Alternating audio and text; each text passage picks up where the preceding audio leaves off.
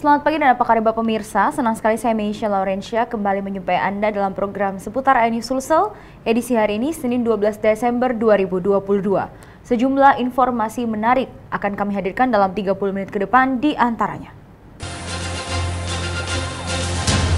Aparat kepolisian terlibat kejar-kejaran dengan sekelompok geng motor di Jalan Trans Sulawesi.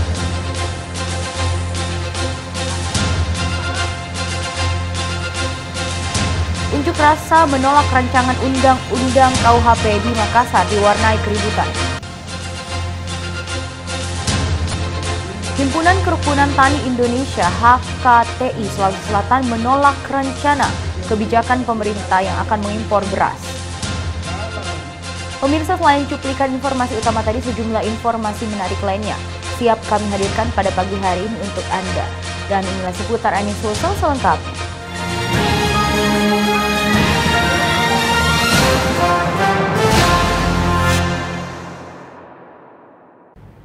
Pemirsa, aparat kepolisian terlibat kejar-kejaran dengan sekelompok geng motor yang tengah balapan liar di jalur Trans Sulawesi. Tak sedikit pelaku kabur meninggalkan motor hingga ke gang sempit. Sejumlah pelaku berhasil tertangkap, sementara motor yang digunakan diamankan ke unit lantas.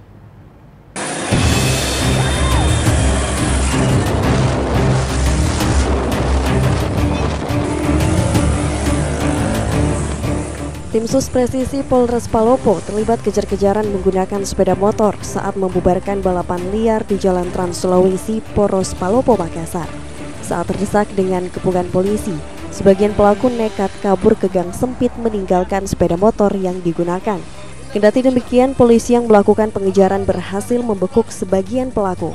Polisi pun langsung menggeledah untuk mencari benda berbahaya. Untuk diketahui, aksi balapan liar di Kota Palopo, Sulawesi Selatan hampir terjadi setiap malam, namun puncaknya terjadi jelang libur akhir pekan. Upaya antisipasi terus dilakukan, namun para pelaku kerap berpindah-pindah lokasi saat dibubarkan. Yang kita amankan, yang diduga melakukan balap liar, ini sekitar 10 motor, dan kami mengamankan motor tersebut di Lantas Polres Palopo. Warga pun sangat resah dengan ulah para pelaku karena selain terganggu suara bising kendaraan, tak jarang para anggota geng motor ini juga kerap adu jotos hingga tawuran. Dari Kota Palopo, Nasruddin Rubak, iNews melaporkan. Pemirsa, unjuk rasa menolak rancangan undang-undang KUHP di Makassar diwarnai keributan.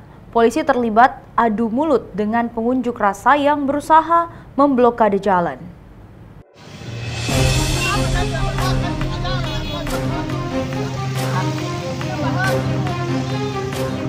Keributan antar polisi dan pendemo ini terjadi saat pendemo berusaha memblokade seluruh badan jalan menuju Kabupaten Goa di depan kampus Unispu Jalan Sultan Alauddin Makassar. Polisi berusaha menghalangi aksi mahasiswa karena memacetkan arus lalu lintas. Meski sempat mendapat perlawanan dari petugas, mahasiswa HMI ini tetap menggelar aksi dengan menyandra mobil truk untuk dijadikan panggung orasi. Unjuk rasa ini dilakukan mahasiswa karena menolak rancangan undang-undang KUHP yang dianggap tidak pro kepada rakyat.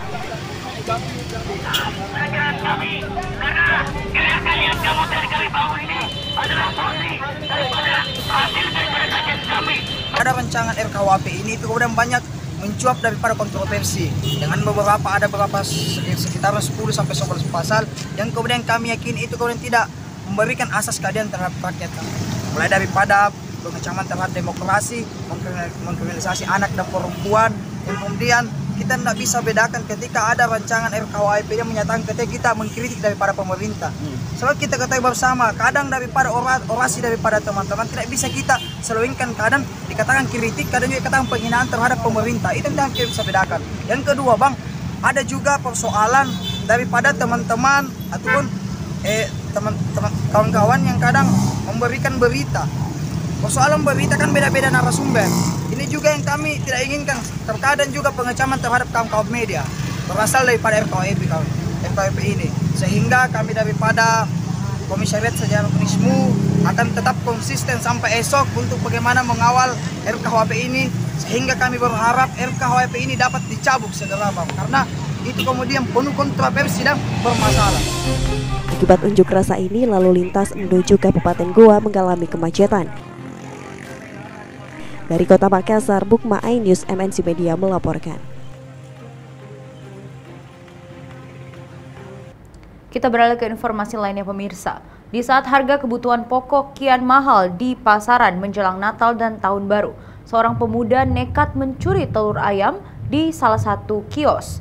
Pelaku terekam kamera CCTV memanfaatkan suasana sepi dan pemiliknya sedang sholat. 10 rak telur ayam digasak hingga korban merugi ratusan ribu rupiah. Seperti inilah detik-detik aksi pencurian telur ayam sebanyak 10 rak atau sekitar 300 butir telur ayam yang dilakukan oleh seorang pemuda di salah satu kios di Kecamatan Biringkanaya, Makassar, terekam kamera CCTV kios. Dalam aksinya, pelaku berjumlah 2 orang mengendarai sepeda motor. Satu pelaku masuk ke dalam warung ketika situasi di area lokasi terlihat sepi dan pemilik kios sedang masuk ke dalam rumah untuk menjalankan ibadah sholat.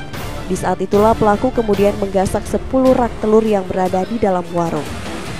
Sementara satu pelaku lainnya berada di atas motor sambil memantau kondisi di luar kios setelah berhasil membawa 300 butir telur ayam.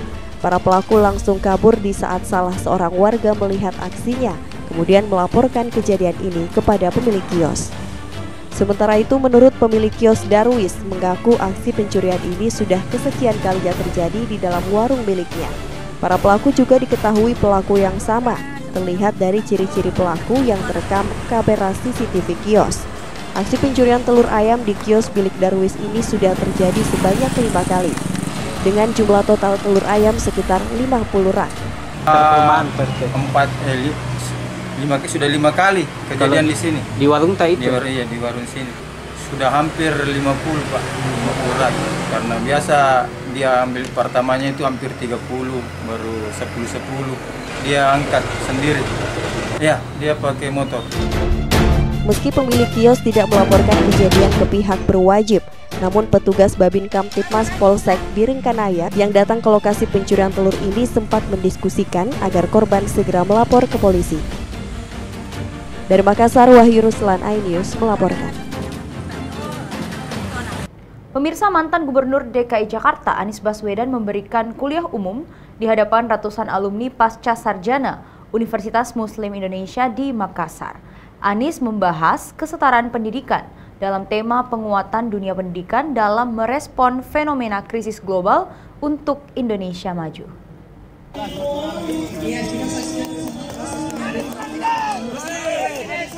Kehadiran Anies Rashid Baswedan di Gedung Pascasarjana Universitas Muslim Indonesia pada Sabtu siang disambut Direktur Pascasarjana UMI Sufirman Rahman yang memakaikan songkok bugis dan mengalungkan sarung sutra. Mantan Gubernur DKI ini mendapat sambutan yang antusias dari ratusan alumni Pascasarjana. Mantan Menteri Pendidikan ini memberikan kuliah pakar yang mengangkat tema penguatan dunia pendidikan dalam merespon fenomena krisis global untuk Indonesia maju. Anies mengatakan untuk mengakses pendidikan berkualitas tidak merata, maka akan mengakibatkan ketimpangan dalam masyarakat. Pasalnya perbedaan jenjang pendidikan menjadi penentu bagi keberhasilan seseorang. Anies bersyukur bisa datang kembali ke Makassar, negeri para pemberani. Sampaikan pentingnya kita memberikan kesempatan kepada seluruh wilayah Indonesia, Makassar,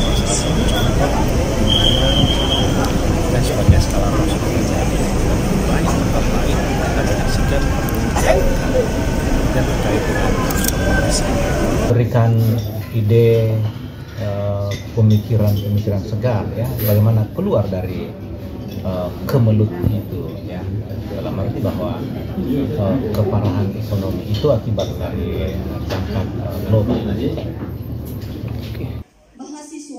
Sufirman Rahman menambahkan secara pribadi menilai Anies Baswedan seorang ekonom, juga praktisi pemerintahan yang sudah memimpin miniatur Indonesia DKI Jakarta yang diharapkan menjadikan Indonesia sehat.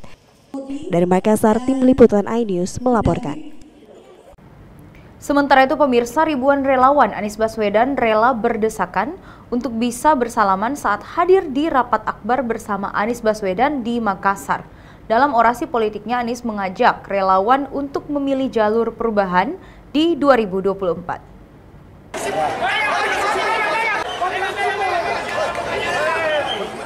Sambutan meriah diterima Anies Baswedan saat menghadiri rapat akbar relawan Anies Baswedan for calon presiden 2024 di Gedung Celebes Convention Center Makassar Sabtu sore.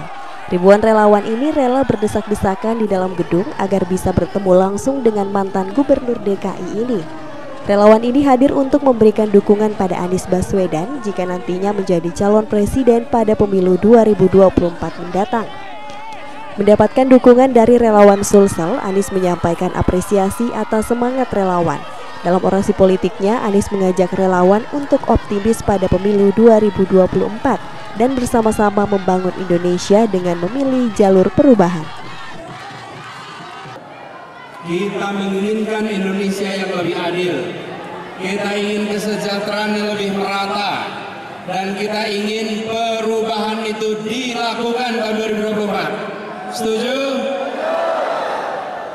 Tahun 2024 kita punya kesempatan. Saat itu kita berada di dalam persimpangan jalan. Rute baru bisa kita ambil. Kita memilih jalur perubahan. Setuju? Jalur apa? Jalur apa? Perubahan. Kita ingin perubahan untuk perbaikan.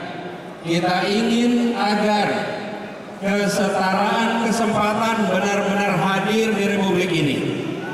Jangan sampai Republik ini seakan dimiliki oleh sebagian saja. Kita ingin semua merasa jadi tuan rumah di negerinya sendiri. Setuju? Kunjungan Anies Baswedan ke Sulsel menjadi safari politik setelah menjadi bakal calon presiden dari Partai Nasdem.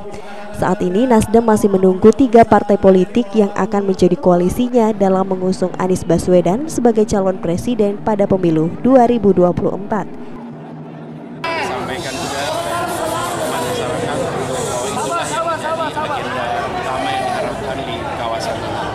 Jadi kami bersyukur silaturahmi berjalan dengan lancar, penuh dengan antusiasme, bahkan sebagian menunggu sejak pagi. Saya sampaikan kepada semua terima kasih telah menjadi bagian dari berjuang demi kebaikan untuk Indonesia ke depan. Dari Makassar, Leo Muhammad Nur iNews melaporkan. Relawan dan kader Partai Nasdem yang dapat semuanya ya. Pemirsa, tetaplah bersama kami karena kami masih akan kembali dengan sejumlah informasi menarik lainnya, di antaranya. Razia prostitusi online di Kota Makassar berhasil menjaring sejumlah pekerja seks komersial dan muda-mudi. Akan hadir saat lagi, tetaplah di seputar iNews.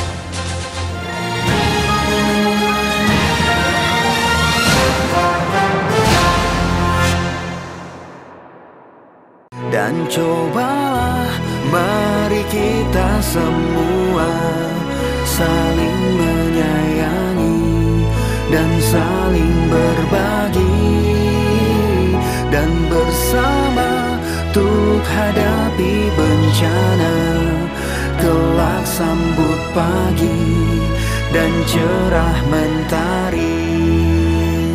Dan cobalah mari kita semua saling menyayangi dan saling berbagi, dan bersama untuk hadapi bencana, kelak sambut pagi dan cerah mentari.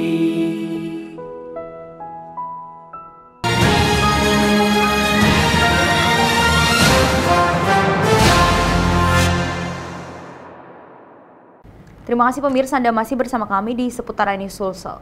Pemirsa, razia prostitusi online di Kota Makassar berhasil menjaring sejumlah pekerja seks komersial dan muda-mudi yang tengah memadu kasih di sejumlah penginapan kelas melati di Kota Makassar. Razia dilakukan untuk mempersempit ruang gerak prostitusi online di Kota Makassar.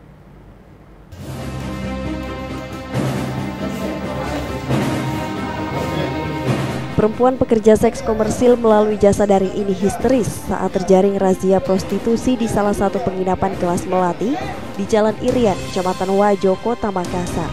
Ia terjaring saat bersama rekannya tengah menunggu tamu pria yang telah memesan melalui jasa aplikasi online.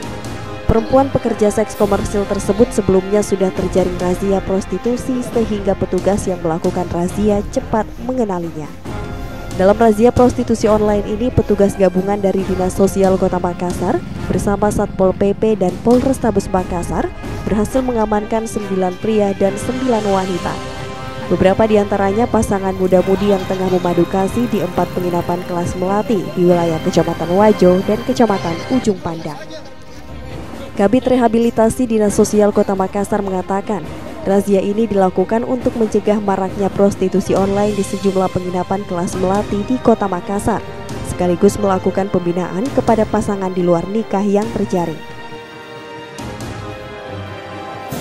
Yang mana pada dasarnya kami penjaringan ini bukan hanya sekedar mencari orang yang prostitusi online, tetapi bagaimana pasangan itu yang memang bukan suami istri bisa kita memberi pembinaan, baik itu kepada keluarganya sendiri maupun kami di Dinas Sosial itu sendiri.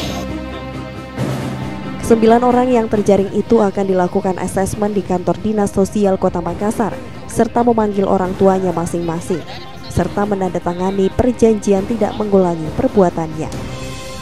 Sementara bagi pekerja seks komersil, jika terbukti akan dibawa ke panti rehabilitasi agar mendapatkan pembinaan. Razia Dinsos ini juga akan terus dilakukan agar mempersempit ruang gerak para PSK, khususnya penyedia jasa seks melalui daring dan muda-mudi yang memadu kasih di penginapan kelas melati. Dari Makassar, Leo Muhammad Nur iNews melaporkan. Sementara itu pemirsa, seorang pria ditangkap polisi saat hendak bertransaksi narkoba di kawasan Galangan Kapal, Kecamatan Talok, Kota Makassar. Dari tangan pelaku ditemukan 3 saset sabu yang disembunyikan di dalam pembungkus rokok. Barang haram tersebut diduga berasal dari kawasan Kampung Sapiria yang merupakan kampung narkoba.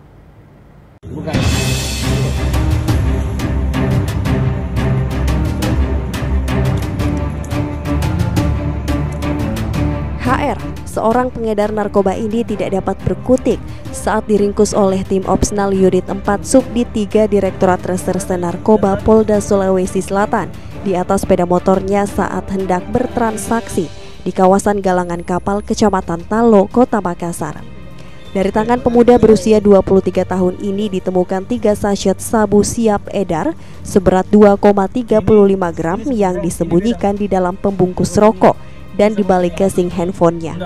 Saat menjalani interogasi oleh petugas, pelaku mengaku mendapatkan barang haram tersebut dari salah seorang pria yang berada di Kampung Sapiria yang merupakan kampung narkoba. Penangkapan bermula dari laporan masyarakat yang kerap melihat pelaku melakukan transaksi narkoba di kawasan Galangan Kapal, Kecamatan Talok, Kota Makassar. Dari hasil laporan tersebut, polisi bergerak cepat dan langsung meringkus pelaku saat berada di atas sepeda motornya. Diungkap bahwa saudara HR umur 23 tahun pada saat dilakukan penangkapan berada di atas kendaraan. Ya. Jadi informasi masyarakat itu ditemukan saudara HR itu kedapatan membawa sabu-sabu yang ditaruh di dalam rokok. Terhadap saudara HR dilakukan penggeledahan kembali dan ditemukan juga 2 set sabu-sabu di dalam rokoknya, di dalam casing, dalam casingnya. Barang bukti yang didapat yaitu seberat 2,35 gram narkotika jenis sabu-sabu dan sudah diamankan. Pelaku beserta barang buktinya langsung dibawa ke Mapolda Sulawesi Selatan untuk menjalani pemeriksaan lebih lanjut. Akibat perbuatannya, kini pelaku terancam dijerat pasal 114 ayat 1, sub pasal 112 ayat 1, Undang-Undang Narkotika Nomor 35 Tahun 2009 dengan ancaman paling singkat 4 tahun dan paling lama 12 tahun penjara. Dari Makassar, Wahyu Ruslan iNews melaporkan.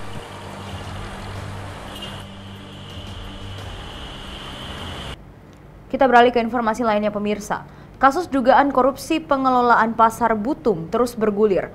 Kuasa hukum tersangka AY mengajukan upaya hukum pra-peradilan. Pasalnya tidak ada alas hukum AY ditetapkan sebagai tersangka dan perhitungan kerugian negara tidak sah karena menggunakan akuntan publik, bukan audit BPK.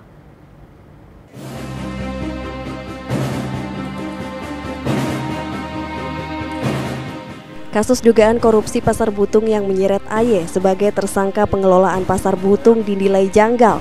Hal tersebut diungkapkan oleh kuasa hukum tersangka yang mengajukan upaya hukum pra-peradilan. Pasalnya Kejari Makassar salah dan keliru menetapkan pasal UU Tipikor terhadap AY, Ketua KSUBD kasus sewa jasa produksi 37 kios Pasar Butung. Pra-peradilan adalah hak kami untuk melakukannya karena kami merasa ada beberapa persoalan serius yang harus kita lawan secara hukum. Pertama, penetapan sebagai tersangka. Kenapa? Menurut kita tidak ada alas hukum menetapkan kenapa Andri Yusuf ditetapkan sebagai tersangka. BAP sudah kami sampaikan tidak ada kerugian negara 1 rupiah pun. Apa yang namanya kerugian negara? Kerugian negara adalah perbuatan melawan hukum yang disengaja dan lalai, ada perbuatan jahat dan ada niat jahat yang merugikan keuangan negara. Ini tidak ada uang negara 1 rupiah pun yang keluar dari APBN, dari APBD maupun dari PD Pasaraya. Tidak ada. Ini adalah uang pengelola pasar yang mesti niat baik dibayar oleh negara, pemerintah daerah, tapi mereka menolak. Sehingga kerugian negara ini adalah akibat perbuatan melawan hukum Direktur PD Pasaraya Makassar, bukan saudara Dr. Andri Yusuf. Ini kan aneh. Dari Makassar, Tim Liputan iNews melaporkan. Pemirsa, Himpunan Kerukunan Tani Indonesia HKTI Sulawesi Selatan menolak rencana kebijakan pemerintah yang akan mengimpor beras sekitar 500.000 ton. Pasalnya kebijakan tersebut dianggap bisa mempengaruhi sentimen pasar di tengah stok beras Sulsel yang surplus.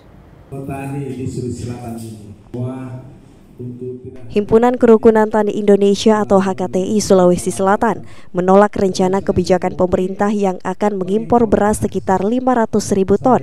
Pasalnya kebijakan tersebut dianggap bisa mempengaruhi sentimen pasar di tengah stok beras Sulsel yang surplus.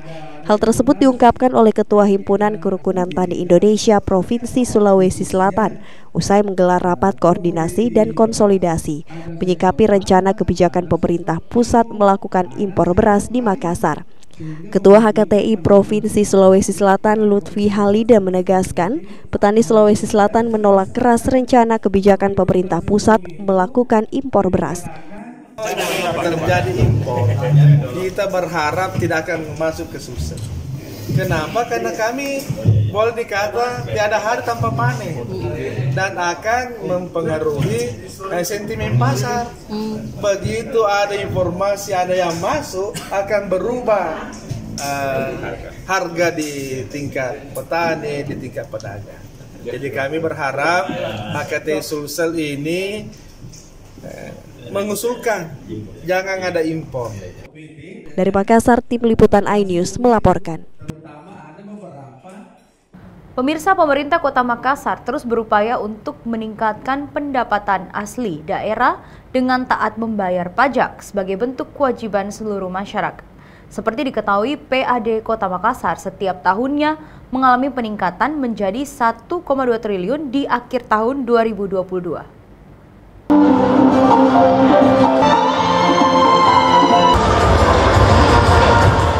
Hal tersebut diungkapkan langsung Wali Kota Makassar Muhammad Ramdan Pomanto saat menghadiri acara Tax Award yang digelar Badan Pendapatan Daerah atau Bapeda Kota Makassar di salah satu hotel di Kota Makassar. Sebanyak 26 penghargaan diberikan kepada perwakilan instansi wajib pajak berprestasi yang terdiri dari 10 jenis pajak dengan kategori kepatuhan, ketaatan, pelaporan hingga pembayar terbesar. Keseluruhannya dianggap telah berkontribusi besar terhadap pendapatan asli daerah atau PAD Kota Makassar. Wali Kota Makassar Muhammad Ramdan Pomanto menegaskan keberhasilan pemerintah salah satunya dapat dilihat dari kuatnya pendapatan PAD-nya. Olehnya itu, Dani Pomanto sangat mengapresiasi kinerja Bapeda Kota Makassar atas pencapaian PAD yang terus meningkat dibanding 2 tahun sebelumnya. Seperti diketahui, PAD Kota Makassar pada tahun 2020 hanya di angka 1,65 triliun. Di tahun 2021 meningkat menjadi 1,68 triliun dan PAD 2022 per 1 Desember telah mencapai 1,24 triliun.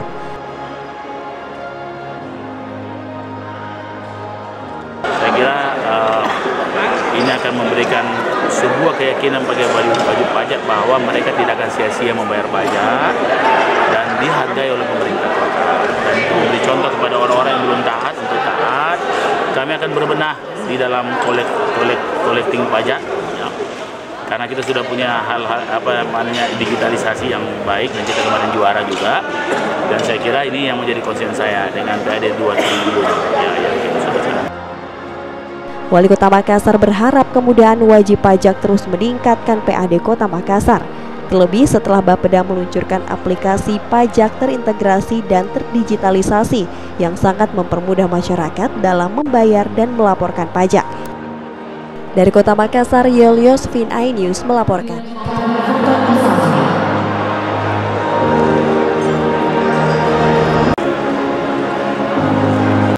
Pemirsa, informasi dari Kota Makassar tadi sekaligus menutup perjumpaan kita dalam program seputar iNews Sulsel edisi hari ini. Selamat menyaksikan program RCTI selanjutnya.